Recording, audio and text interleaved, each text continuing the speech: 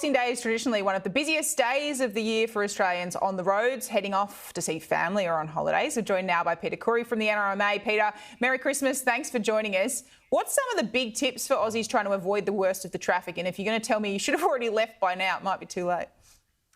Yes, good morning. Merry Christmas. Look, yeah, most people would have left by now, but we do know that there's still going to be a lot of families who, having just spent the time together at home, will now start on that journey. So all the major arteries heading out of the bigger cities will be busy, will continue to be busy, as they have been now for probably since the start of the end of last week. And so please be patient. Anything heading towards a beach will be very busy today. We just heard the weather forecast for Sydney, expecting similar across the country. So all those major arteries heading out of the capital cities will be busy, and anything heading towards a beach will be busy as well. So prepare for congestion and please be patient. Yeah, patience is the key, isn't it? Often on that choke M1 getting out of Sydney at this time of year. Another big one, petrol prices. It felt like it had a bit of a lull for a while, and then I saw it spike up right before Christmas Day. How big was the spike this year, and are we expecting any relief?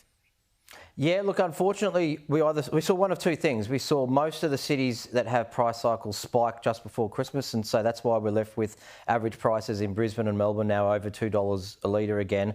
And then you had Sydney, which was meant to be falling and has been falling now for 2 weeks, but falling slower than we've ever seen before. So even Sydney, which should be a lot lower than it is still in $1. The average is still $1.86. So not great prices in the capital cities. Darwin right now is the cheapest city in Australia.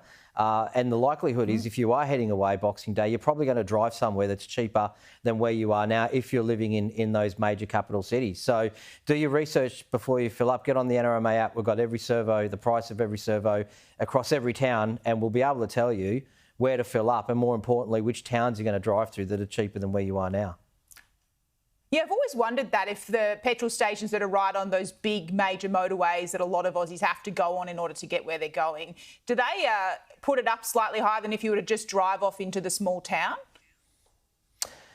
Yeah, well, that's effectively, every town is its own market. And so if you are driving on the M1 heading north, or, there are those large kind of service station complexes where there's restaurants and some fast food restaurants as well, and you don't want to have to pull into there because you've got no other option. And that's why we say plan before you get in the car, because if you make sure you've got enough fuel in the tank and that you're buying it from the right service station, so that if they are expensive, you don't have to pull in and fill up. But certainly, looking at the averages, most places now, you shouldn't be paying $2 a litre. I know Melbourne and Brisbane are at the highest point of their cycle, and Canberra's always expensive, but most places you should be able to get unleaded for less than $2 a litre.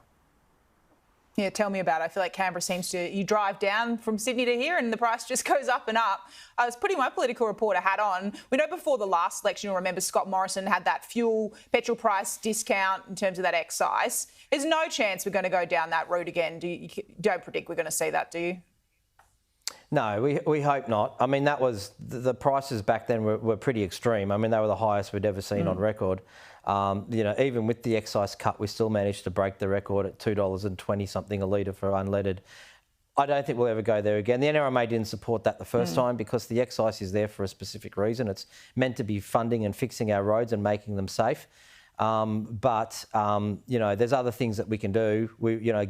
Putting power back in the hands of motorists so that they can find the cheaper service stations is probably a more effective and efficient way than cutting the excise. We don't control oil prices; they're controlled globally. So we cut the excise, the oil price goes up, no one even notices. It's not the most effective way to deliver cost of living pressure. The ACCC certainly can play a role in looking at things like the price cycles and some of those really high-end areas that we know are consistently high, like you said, Canberra is a good example. But the excise, that's meant to fund roads, and that's why we didn't support that cut the first time. Yeah, Peter Khoury, thanks so much for your time on this busy Boxing Day. Much appreciated. Cheers.